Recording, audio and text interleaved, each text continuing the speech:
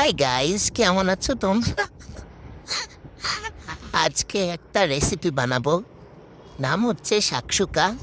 এখন আমরা টমেটো কেটে নিচ্ছি প্রথমে, ঝিকি ঝিকি ঝিকি করে।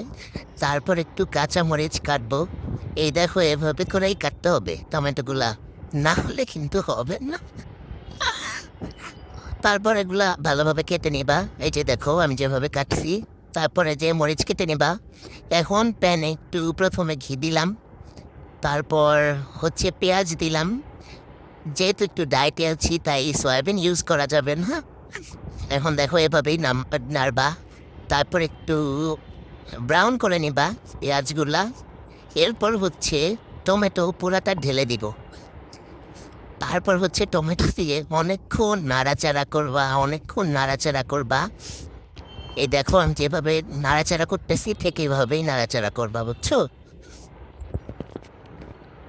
হ্যাঁ, এখন ঢাকনা দিয়ে এটা ঢেকে দিতে হবে। একটু পর পর উঠায় দেখবা এটা পানি ছেড়ে দিবে। পানি অতটা লাগে না দেয়া, এই শেষের দিকে অল্প একটু দিব।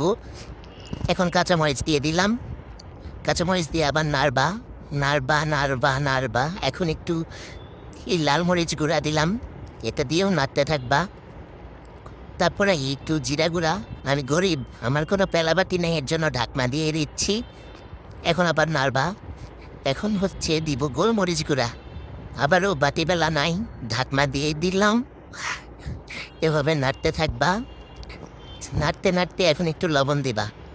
এই যে আমি যেভাবে দিয়ে দিচ্ছি এতটুকু লবণ দিবা পরিমাণ মতো, যা যা টেস্ট অনুযায়ী দিবা।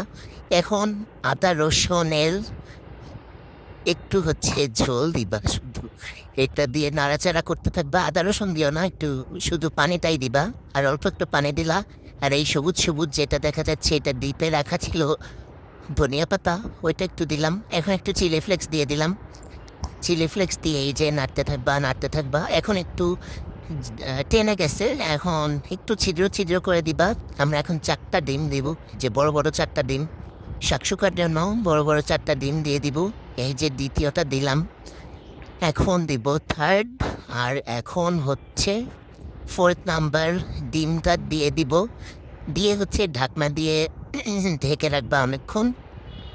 আর জালটা একদম লো ফ্লেমে দিয়ে দিতে হবে। একদম লো ফ্লেমে জালটা দিয়ে এখন একটু এই যে লবণ দিয়ে দিচ্ছি। লবণ কুসুমের উপর একটু বেশি দিবা। লবণ দিয়ে দিলাম। তারপর হচ্ছে আবার ঢেকে দিবা।